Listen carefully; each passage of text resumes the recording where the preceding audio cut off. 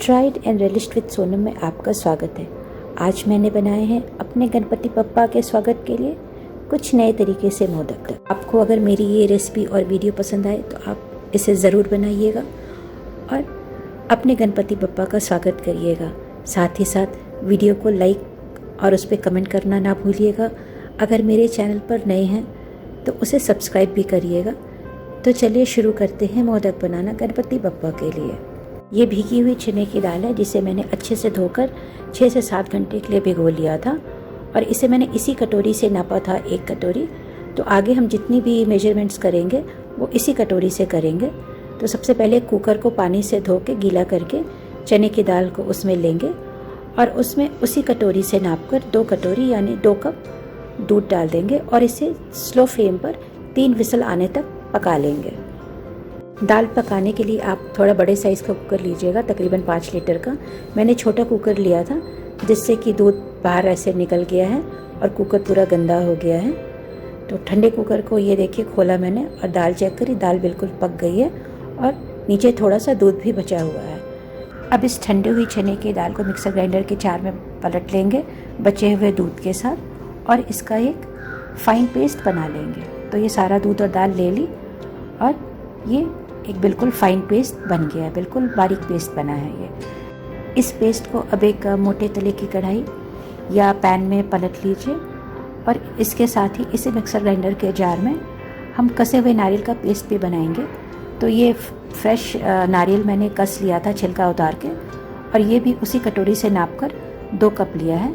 इसमें करीब 1/4 से थोड़ा सा ज़्यादा पानी डालकर इसका भी एक फ़ाइन पेस्ट, मतलब जितना फ़ाइन आप पीस सकते हैं उतना फ़ाइन पेस्ट आप कर लीजिएगा। पानी ज़्यादा नहीं डालिएगा, नहीं तो कुकिंग टाइम बढ़ जाएगा, ज़्यादा देर तक हमें पकाना पड़ेगा। इसको भी उसी कढ़ाई में पलट लेंगे और उसी कप या कटोरी की मदद से 2 कप गुड़ का पाउडर लेना है। अगर आपके पास गुड़ का पाउडर नहीं है तो गुड़ को आप मिक्सी में बारीक पीस लीजिए। अब फ्लेम ऑन करिए और कढ़ाई को फ्लेम पर रख दीजिए और चलाते चलाते गुड़ को मेल्ट होने दीजिए।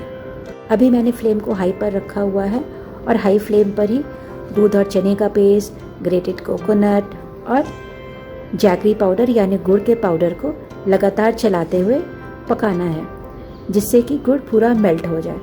और याद रखिएगा कि चलाने के लिए जो चम्मच लीजिएगा उसका हैंडल लंबा होना चाहिए, क्योंकि जब ये गल जाएगा तो इसमें एक बॉयल आएगा और बॉयल के साथ ही इस तरह के बुलबुले आने लगेंगे जो बहुत तेज़ छींटे मारते हैं और उन छींटों से आप जल सकते हैं। तो ध्यान रखिएगा, जैसे ही बॉयल आ जाए, छींटे आने शुरू हो जाएं तो फ्लेम आप कम कर दीजिए, आंच बिल्कुल स्लो कर दीजिए।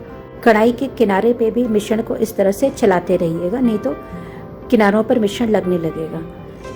तो ये मुझे इसको पकाते हुए करीब 15 से 20 मिनट हो गए हैं और मैंने चमचा चेंज कर लिया है। ये एक स्टील का पलटा ले लिया है जिससे कि कढ़ाई के तले पे ये मिश्रण लगने ना पाए और बीच बीच में चलाते हुए मैं इसको भून रही हूँ। तो आपको लगातार चलाने की ज़रूरत नहीं है, आप एक बार चलाइए, किनारों से भी अच्छे से चलाइए, तले से भी चलाइए और 2 मिनट के लिए छोड़ दीजिए और फिर इसको इस तरह से चलाइए।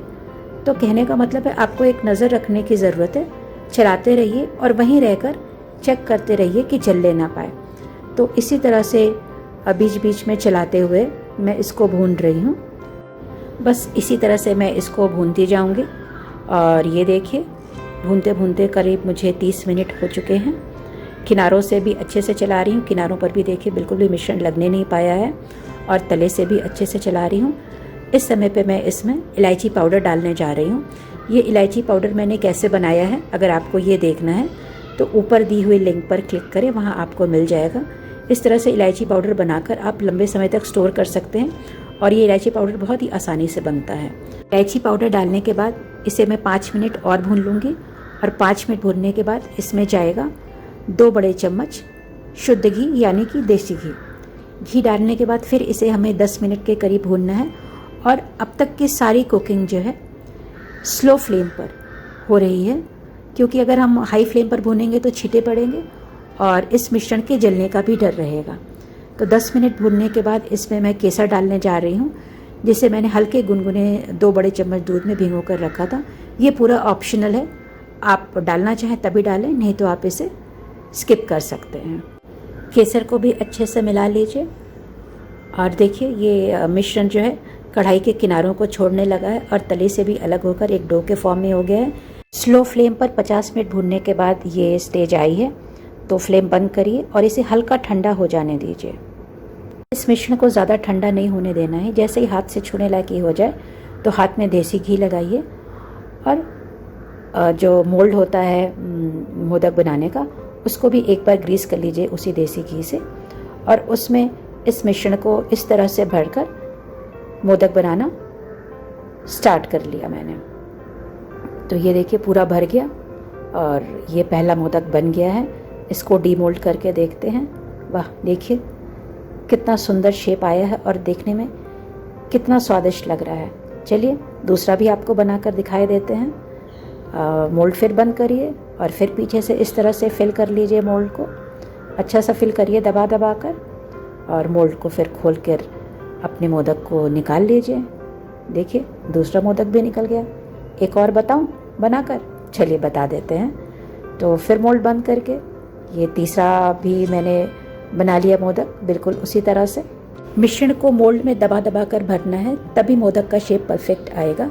और अगर आपके पास ये मोल्ड नहीं है मोदक का तो कोई बात नहीं, आप इसके पेड़े भी बना सकते हैं या लड्डू भी। बस हाथ में देसी घी लगाइए और पेड़े या लड्डू बना लीजिए।